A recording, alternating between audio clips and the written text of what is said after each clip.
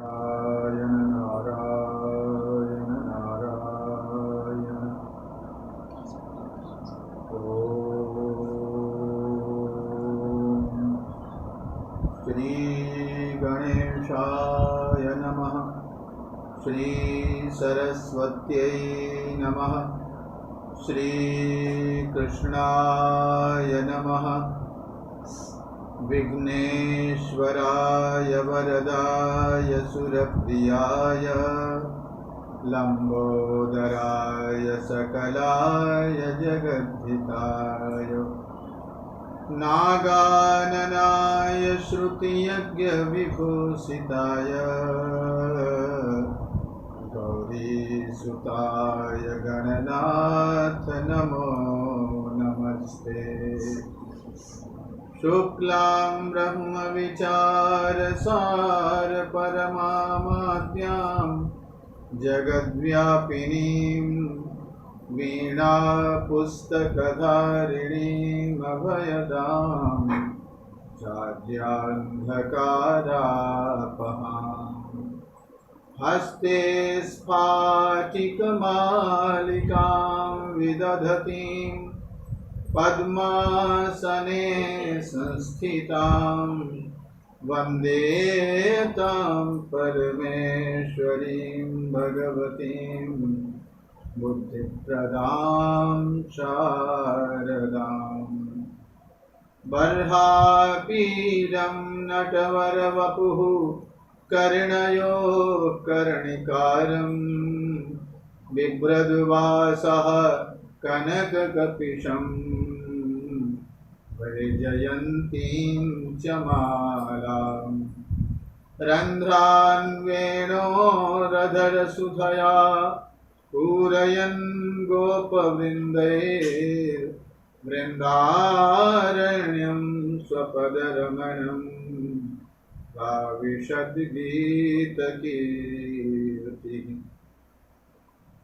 करारविन्देन पदारविन्दं मुखारविन्दे विनिवेशयन्तं वटस्य पत्रस्य पुटे शयानं बालं मुकुन्दं मनसा स्मरामि। सच्चिदानन्दरूपाय विश्वोत्पत्त्यादिहेतवे तापत्रय विनाशाय श्रीकृष्णाय वयं नमः। यस्मानुभावमखिलश्रुतिसारमेक मध्यात्मदीपमतितितीर्षतां तमोन्धं संसारिणां करुणयाः पुराणगुह्यं तं व्याससूनुमुपयामि गुरुं मीनाम्। नारायणं नमस्कृत्य नरं चैव नरोत्तमं देवीं सरस्वतीं व्यासं ततो जयमुदीरयेत्। अज्ञानतिमिरान्धस्य ज्ञानाञ्जनशलाकया चक्षुरुन्मीलितं येन तस्मै श्रीगुरवे नमः। श्रीमन्नारायण नारायण नारायण श्रीमन्नारायण श्रीमन्नारायण नारायण नारायण श्रीमन्नारायण नारायण लक्ष्मी नारायण नारायण नारायण लक्ष्मी नारायण नारायण श्रीमन्नारायण नारायण नारायण श्रीमन्नारायण नारायण श्रीमन्नारायण नारायण नारायण श्रीमन्नारायण नारायण। बोलिए श्री कृष्णचंद्र भगवान की जय। श्रुति भगवती कहती हैं इह चेदवेदी दथ सत्यमस्ति न चेदिहा वेदीन महति विनष्टि।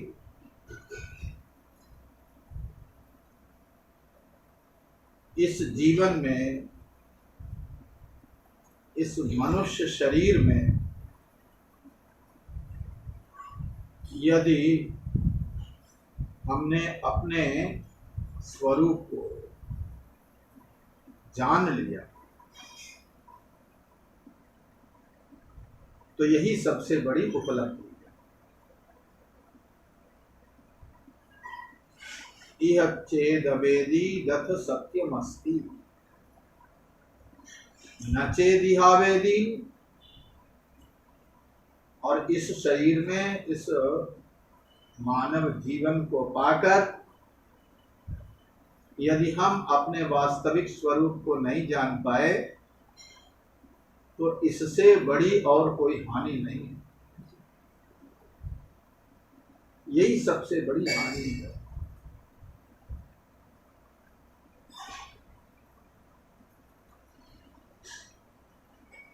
श्रुति कहती है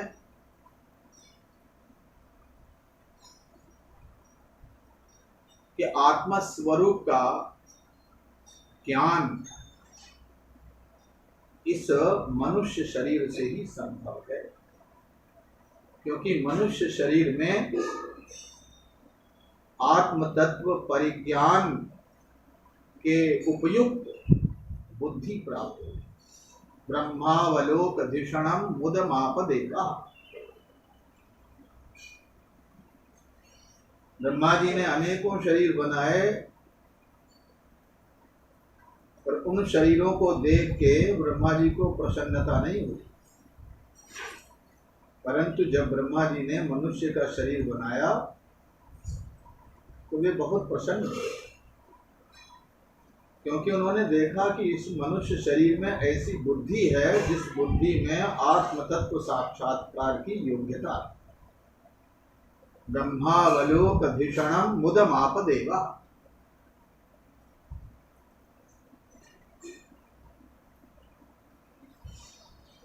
तो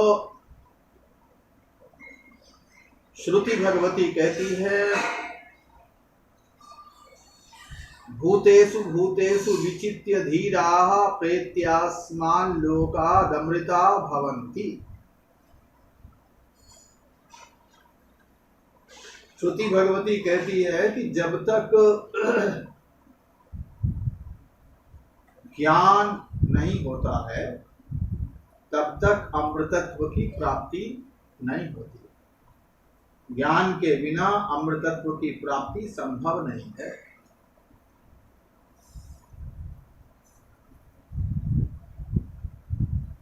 अज्ञान अविद्या ही मृत्यु की जननी है।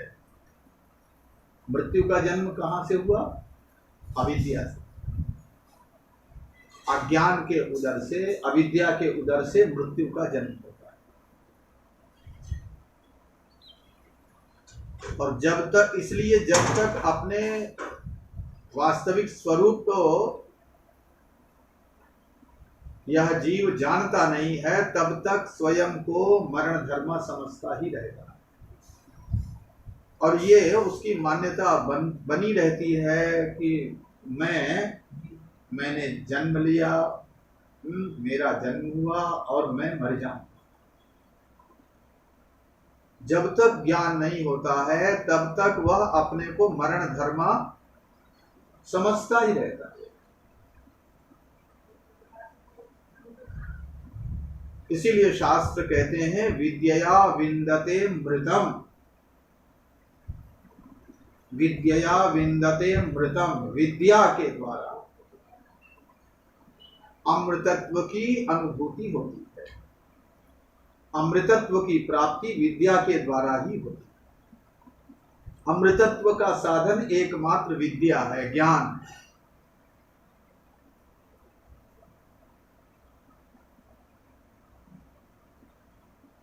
मर्त्य देह को, ये जो मरण धर्मा शरीर है, इस मरण धर्मा शरीर को अपना स्वरूप मानने के कारण जीव ने स्वयं में मृत्यु का आरोप करें, क्योंकि यद्यपि वो मरण धर्म है नहीं, परंतु स्वयं को मरण धर्म क्यों मानता है? क्योंकि उसने शरीर को ही अपना स्वरूप मान लिया। तो शरीर का जो गुण धर्म था उसको अपना गुण धर्म उसने समझ लिया। तो इसलिए देह के धर्म का, मृत्यु का, जन्म का, जरा का इस जीव ने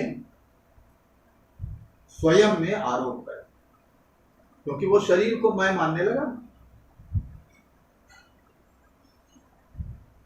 देह को अपना स्वरूप मान लेना ही अविद्या है।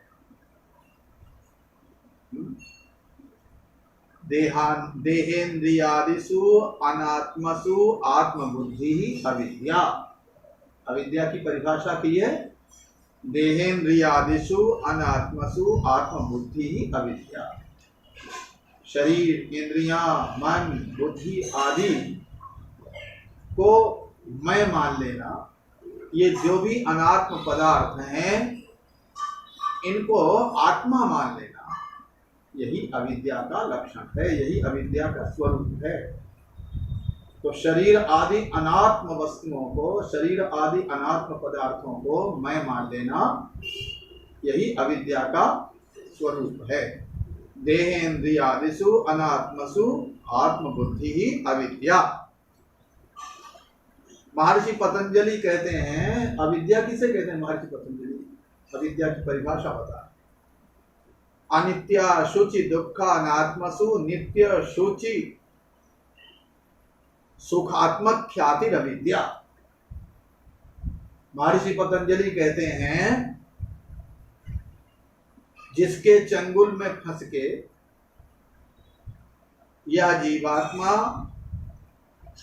अनित्य को नित्य मानने लगे और जो अशुचि है, अपवित्र है, उसको पवित्र मानने लगे, और जो दुखालय है उसको सुख का निधान मानने लगे, और जो अनात्मा है उसको आत्मा मानने लगे। ऐसी मान्यता का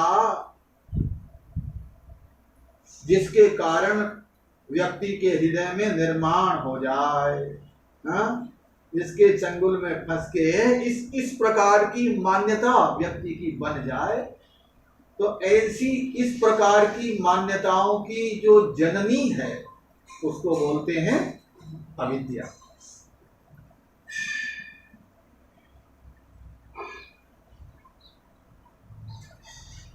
अनित्य में नित्य की प्रतीति कराने वाली और अशुचि में शुचिता की प्रतीति कराने वाली, दुखालय में सुखात्मकता की प्रतीति कराने वाली, और अनात्मा में आत्मत्व की प्रतीति कराने वाली अविद्या। ये अविद्या का स्वरूप है, ये अविद्या का लक्षण। तो शरीर में आत्मा की भ्रांति अविद्या के कारण होती है। अध्यात्म रामायण में कहते हैं, देहोहमिति या बुद्धि अविद्या सा प्रकीर्तिता, नाहं देहश्चिदात्माहं बुद्धिर्विद्येति वर्ण्यते। देहोहमिति या बुद्धि अविद्या सा प्रकीर्तिता, मैं शरीर हूँ, इस प्रकार की मान्यता का निर्माण कर लेना, इस प्रकार मान लेना, इस प्रकार समझ लेना कि मैं शरीर हूँ और मैं शरीर हूँ, ये मान्यता बनी नहीं। इस मान्यता का निर्माण होते ही मैं जन्म लेने वाला हूँ और मैं मरने वाला हूँ। मैं अपने को शरीर मानते ही अपने को जन्म मरणवान व्यक्ति मानने लगता है, दुखी सुखी मानने। ये सारी मान्यताएं, ये सारी प्रतीतियां, ये सारी भ्रांतियां इनकी जड़ क्या है? इन सारी भ्रांतियों की जड़ क्या है? मैं शरीर हूं, इस प्रकार की भ्रांति अपने हृदय में पाल लेना। मैं शरीर हूं, इस प्रकार की भ्रांति ही, मैं सुखी हूं, मैं दुखी हूं, मैं मरने वाला हूं, मैं जन्म लेने वाला हूं, मैं रोगी हूं, मैं बूढ़ा हूं, इन सब मान्यताओं का ये जो भ्रम है, ये जो भ्रांति है, ये भ्रांति ही मैं शरीर हूं, इस प्रकार की भ्रांति ही इन सब भ्रांतियों का निर्माण करती है। इन सब की जननी यही भ्रांति।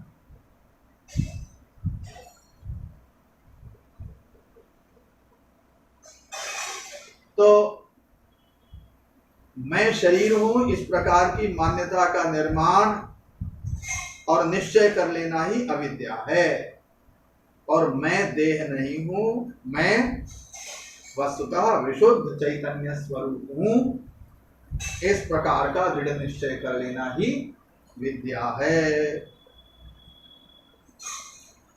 और इस प्रकार का निश्चय जब हो जाता है तो मरण धर्मा शरीर के अभिनिवेश से मुक्त होके यह मनुष्य अपने वास्तविक स्वरूप में प्रविष्ट हो जाता है। और उसका वास्तविक स्वरूप क्या है? बोले वह अमृत स्वरूप है। अपने आत्म स्वरूप में वो प्रतिष्ठित हो जाता है। यही उपदेश मृत्यु से विषण भगवती भागीरथी के तट पर अनशन व्रत लेकर आसन पर विराजमान ऋषि कुमार के द्वारा शापित आसन मृत्यु से विषण महाराज परीक्षित को श्रीमद् भागवत के रूप में परमहंस शिरोमणि श्री सुखदेव जी ने दिव्य ज्ञानामृत पिलाते हुए यही उपदेश प्रदान। और यह उपदेश जब प्रदान किया है तो जरा मरण विहीन पद पर उन्हें प्रतिष्ठित कर दिया।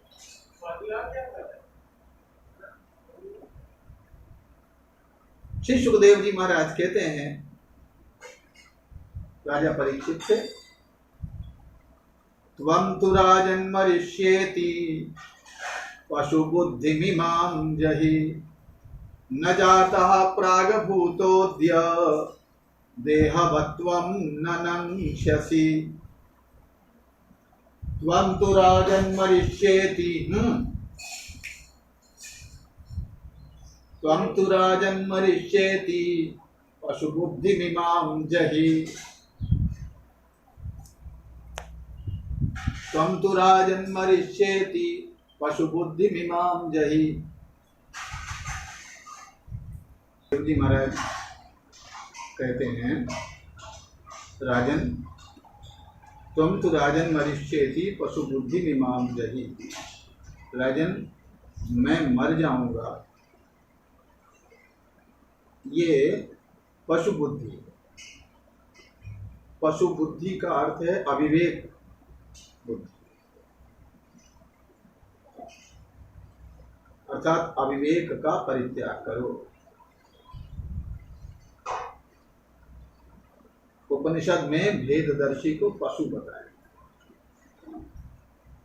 उपास्य उपासक में जो भेद दर्शन करता है, दोनों को अलग अलग समझता है, वही पशु है। पास से जो आबद्ध है वही पशु है।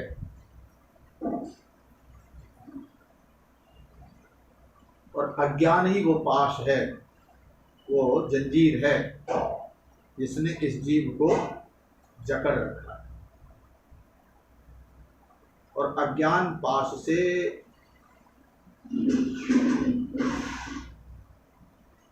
जीव को मुक्ति मिलती है केवल ज्ञान से। अज्ञान का स्वरूप बताया। अज्ञान का स्वरूप क्या है? तो कहते हैं अभेद दर्शनम ज्ञानम। ध्यानम निर्विषयम मनः, अभेद दर्शन ही ज्ञान का स्वरूप है। तो श्री सुखदेव जी महाराज कहते हैं कि त्वम तो राजन मरिष्येति पशु बुद्धि विमाम यदि, राजन मैं मर जाऊंगा, ये पशुओं की मान्यता है, ये अविवेकी की मान्यता होती है। क्यों? जिसका जन्म होता है उसकी मृत्यु होती है, जिसका जन्म नहीं होता है उसकी मृत्यु भी नहीं होती है। भगवान श्री कृष्ण अर्जुन से कहते हैं जातस्य ही ध्रुवो मृत्युर ध्रुवम जन्म मृतस्य च तस्माद् अपरिहार्येऽर्थे न त्वं शोचितुम् अर्हसि। जातस्य ही ध्रुवो मृत्यु ध्रुवम जन्म मृतस्य च, जो उत्पन्न हुआ है, जिसने जन्म लिया है, उसकी मृत्यु सुनिश्चित है, और जिसकी मृत्यु हुई उसका जन्म निश्चित। तो शरीर का जन्म और शरीर की मृत्यु ये दोनों निश्चित है, और जिसका जन्म नहीं होता है उसकी मृत्यु भी नहीं होती। वसुदेव जी कहते हैं मृत्युर्जन्मवतां वीर देहेन सह जायते अद्यवाब्दशतान्ते वा मृत्युर्वै प्राणिनां ध्रुवः। मृत्युर्जन्मवतां वीर, हे वीर, जन्मवतां मृत्यु देहेन सह जायते, जिसने जन्म लिया है उसकी मृत्यु सुनिश्चित। शरीर के जन्म के साथ उसकी मृत्यु का भी, उस शरीर की मृत्यु का भी जन्म होता है। देहेन सह जाए, मृत्युर्जन्म, यहां जन्मवताम शब्द बड़ा सार्थ है। जन्मवताम का अर्थ है कि जिसका जन्म होता है उसी की मृत्यु हो, ये जन्मवताम शब्द का अर्थ है। आयु कर्म च वित्तम च विद्या निधनमेव च पंचैतानि च सृज्यन्ते गर्भस्थस्यैव देहिनः। जब मां के गर्भ में शरीर आता है तो ये 5 बातें पहले ही निश्चित हो जाती हैं। इस शरीर की कितनी आयु होगी, कितना जिएगा ये, कितना धन होगा, कितना ये पढ़ेगा लिखेगा, और कब मृत्यु होगी। आयु कर्म च वित्तम च, और क्या क्या काम करेगा, क्या विशेष कर्म होंगे इसके। तो ये 5 बात मां के गर्भ में जब बालक आता है तभी ये सब निश्चित हो जाता है। आयु कर्म च वित्तम च विद्या निधनमेव च पंचैतानि च सृज्यन्ते गर्भस्थस्यैव देहिनः। ये 5 निश्चित हो जाते हैं। इसलिए वसुदेव जी कहते हैं मृत्युर्जन्मवतां वीर, जन्मवतां वीर, हे वीर, इसने जन्म लिया और जन्म लेते ही मृत्यु शरीर के साथ ही पैदा हो। शरीर की मृत्यु शरीर के साथ ही आती है, निश्चित होती है। अब इसका जन्म हुआ है तो अब इसकी मृत्यु तो निश्चित हो गई।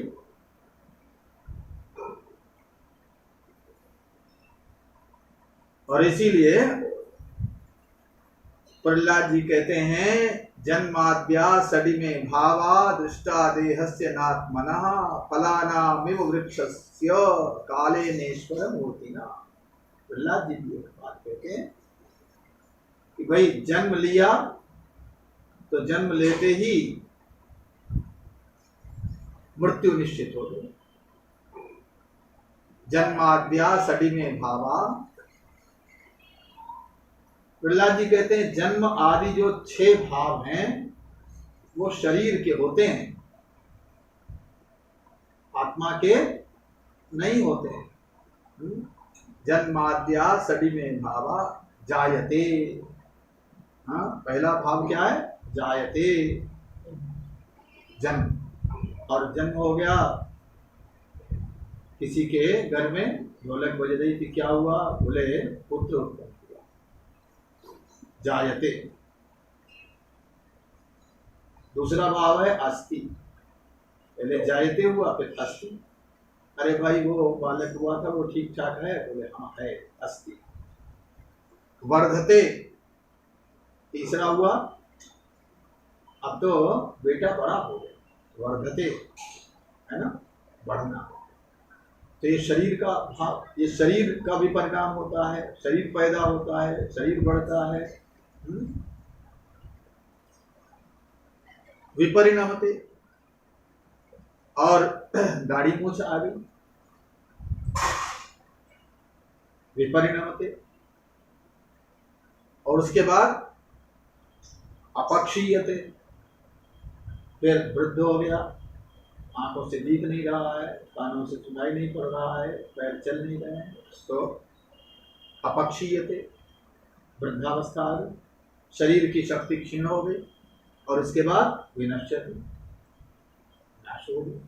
तो ये जो छहों भाव हैं ये शरीर के होते हैं, ये आत्मा के सद्भाव विकार शरीर के हैं, आत्मा के नहीं हैं। जैसे पेड़ में पहले मंजरी लगती है, आम में बौर आ गया, पुष्प आया, और फिर छोटे छोटे फल लगे, फिर वो बड़े हो गए, और उसके बाद उनमें गुठली आ गई, और फिर वो पक गए, और उसके बाद वो पेड़ से नीचे गिर गए, टपक गए। तो पेड़ जैसा का तैसा, जब वो फल नहीं आए थे तब भी पेड़ था, और जब फल नीचे गिर गए तब भी पेड़ वैसा का वैसा खड़ा हुआ। तो इसी प्रकार शरीर का ह्रास, विकास, विनाश होता है, आत्मा का ना तो ह्रास होता है, न विकास होता है, और न विनाश होता है। तो मृत्यु जन्मवताम वीर, वसुदेव जी कहते हैं। और इसीलिए श्री सुखदेव जी महाराज यहाँ कहते हैं, श्री सुखदेव जी कहते हैं, राजन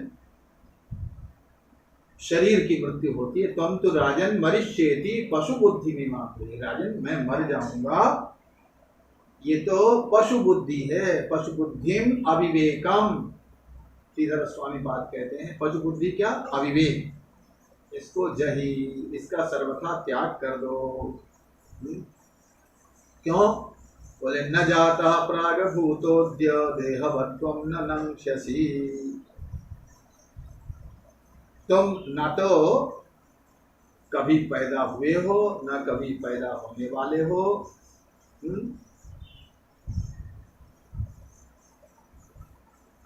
जो पैदा होता है, जो जन्म लेता है, उसी की मृत्यु होती है। देहवत्वम न नंक्ष्यसि, राम मरे तो मैं मरूं, नहीं तो मरे बलाय, अविनाशी का बाल का मरे न मारा जाए। तुम देखो, ये जैसे मकान बनता है, तो मिस्त्री मकान बनाता है और मकान बनता है, और मालिक न बनता है न बनाता है, वो दूर खड़ा खड़ा वो बनते हुए को और बनाते हुए को देखता रहता है।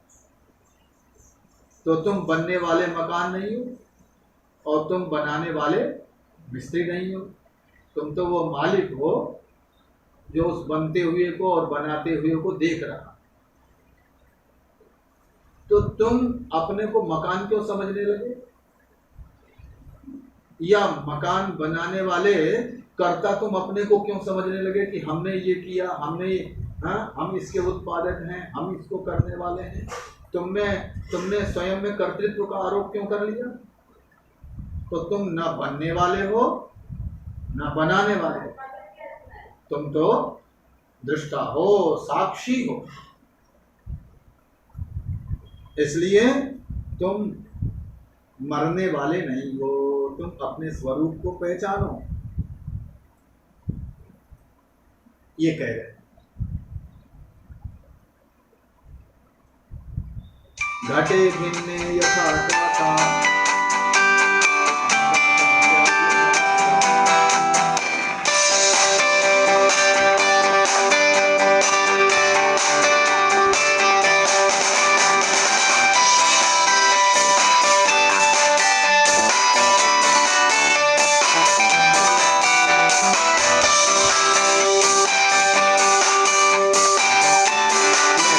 जो आए हो क्या हुआ? अच्छा लगा इसका आ रहा है। घटे भिन्ने यथा आकाशः आकाशः स्याद् यथा पुरा एवं देहे मृते जीवो ब्रह्म संपद्यते पुनः। जैसे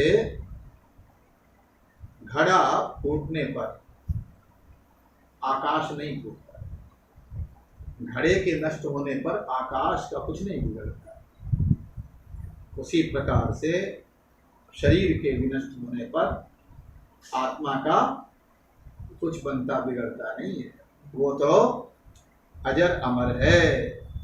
अजन तुम अपने स्वरूप को पहचानो और ये निश्चय करो, अहम ब्रह्म परम धाम ब्रह्माहम परमं पदम एवं समीक्षन् आत्मानम् आत्मन्याधाय निष्कले। ये निश्चय करो, अहम ब्रह्म, मैं ब्रह्म हूँ, और ब्रह्माहम, ब्रह्म मैं हूँ। दो प्रकार के निश्चय। पहला निश्चय है अहम ब्रह्म, मैं ब्रह्म हूँ, और जब मैं ब्रह्म हूँ ये निश्चय करोगे तो जब मैं का ब्रह्म के साथ अभेद हो जाएगा, मैं को ब्रह्म के साथ अभिन्न समझ लोगे, अहम ब्रह्म इस प्रकार का निश्चय जब करोगे तो शोक आदि की निवृत्ति हो जाएगी। तत्र को मोहः कः शोकः एकत्वम् अनुपश्यत। जब एकत्व का दर्शन करोगे, अहम ब्रह्म इति भावनया जीवस्य शोकादि निवृत्ति, तो मैं ब्रह्म हूँ इस प्रकार की जब भावना करोगे, इस प्रकार का जब निश्चय करोगे तो शोक मोह भय दैन्य सब मिट जाएगा। क्योंकि वहां ब्रह्म में तो शोक है नहीं, भय है नहीं, जो अभेद दर्शन हुआ उससे अभिन्नता का अनुभव हुआ, क्यों शोक मोह भय आदि सब निवृत्त हो गए। और ब्रह्माहम इति भावनया ब्रह्मणः पारोक्ष निवृत्ति ही, और जब ब्रह्माहम इस प्रकार की, ब्रह्म मैं हूं इस प्रकार की भावना की तो पारोक्ष निवृत्ति, तो पारोक्ष की निवृत्ति हो गई। ब्रह्म को हम अपने से अलग मान रहे हैं, अपने से दूर मान रहे हैं, उससे मिलने में देरी मान रहे हैं, उससे अपनी दूरी मान रहे हैं। ये जो दूरी और देरी है, ये जो अपने से अलगाव बिलगाव है, ये मिट जाएगा। और जब ये दोनों मिट गए, शोक मोह नहीं रहा और दूरी और देरी मिट गई, तो अपने स्वरूप में, ब्रह्म स्वरूप में जब प्रतिष्ठित हो गए तो उसका फल क्या होगा? बोले उसका फल है दशंतम तक्षकम पादे लेलिहानम विशानलैहि न द्रक्ष्यसि शरीरम च विश्वम च पृथगात्मनः। दशंतम तक्षकम पादे, तक्षक तुम्हें आके दसेगा और तुम्हें लगेगा कि ये तक्षक हमसे भिन्न तो है नहीं। तुम तक्षक को अपने से भिन्न नहीं समझोगे, क्योंकि तुम्हें ये लगेगा, तुम्हें तुम्हारी तो ये मान्यता बन गई कि ये सारा विश्व मुझ में कल्पित है, सारा संसार, यहाँ तक कि काल भी मुझ में कल्पित है। काल के भी काल तो हम हैं, काल के भी अधिष्ठान हम हैं। सारे संसार के अधिष्ठान हम हैं, तो अपने स्वरूप में ही संपूर्ण विश्व का तुम्हें दर्शन होगा। हाँ? दशंतम तक्षकम पादे लेलिहानम विषाननैहि विषयुक्तैहि आननैहि दशंतम ग्रसंतम तक्षकम। वो तक्षक अपने विषैले मुख से तुम्हारे पैर को डसेगा, पर तुम तक्षक को अपनी आत्मा से भिन्न नहीं समझोगे। उस तक आत्मा से किसी को कष्ट होता है क्या? अपने से किसी को कष्ट होता है? बल्कि अपना स्वरूप तो अत्यंत प्रिय होता है सबको, और अपने स्वरूप से तो एक तो प्रिय होता है और दूसरे है उसकी सबको चाह होती है। चाह, तो तुम तक्षक को अपने से भिन्न नहीं समझोगे, काल को भी अपने से भिन्न नहीं समझोगे, सारे संसार को अपने से भिन्न नहीं समझोगे। और इस प्रकार काल भी तुमको अपनी आत्मा के रूप में दिखाई पड़ेगा, तक्षक भी अपनी आत्मा के रूप में तुम्हें दिखेगा, और तक्षक से तुम्हें कोई डर नहीं लगेगा, तुम निर्भय हो जाओगे। तो ये जो निर्भयता है, ये निर्भयता ही इस ज्ञान का फल है। ज्ञान का फल क्या है? निर्भयता। और इस प्रकार जब श्री सुखदेव जी ने ज्ञान प्रदान किया तो राजर्षि परीक्षित निर्भय हो गए और श्री सुखदेव जी के चरणों में प्रणत होकर कहने लगे, हे प्रभु, आपने हमें निर्भय कर दिया। सिद्धोस्मि अनुग्रहीतोस्मि भवता करुणात्मना। महाराज, आपकी कृपा से अब हम कृतकृत्य हो गए। आप करुणा वरुणालय, आपने हमें जो ज्ञानामृत पिलाया, अब इसको पी के हमें कुछ पाने की अभिलाषा नहीं रही, हम तो धन्य धन्य हो गए।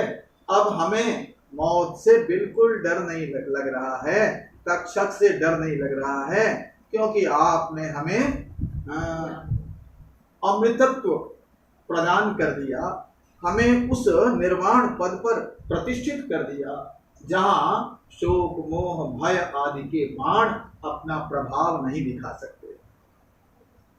इस प्रकार राजर्षि परीक्षित ने श्री सुखदेव जी के चरणों में वंदन किया है और श्री सुखदेव जी अपने गंतव्य की ओर ऋषियों के साथ चले गए।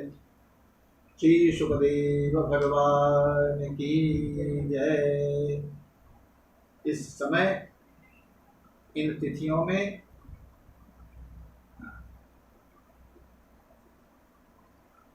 यह श्रीमद् भागवत की कथा, साप्ताहिकी कथा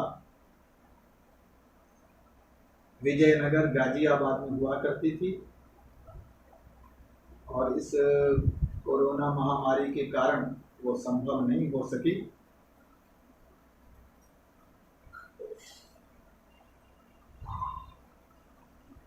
उस कथा को, साप्ताहिकी कथा को अनवरत प्रवाहित होती रहे, इस संकल्प के साथ परम पूज्य श्री स्वामी जी महाराज की सत्प्रेरणा से यहाँ भागवत निकुंज में उसका आयोजन किया गया, और प्रतिदिन कुछ समय के लिए साप्ताहिकी कथा का प्रसंग चला, और इस कथा से सबको यथेष्ट लाभ प्राप्त हुआ। सबने जो भी आधुनिक व्यवस्था से जुड़े, मोबाइल की व्यवस्था से, यूट्यूब चैनल से और फेसबुक आदि से, उन सबको यथेष्ट लाभ सत्संग का प्राप्त हुआ।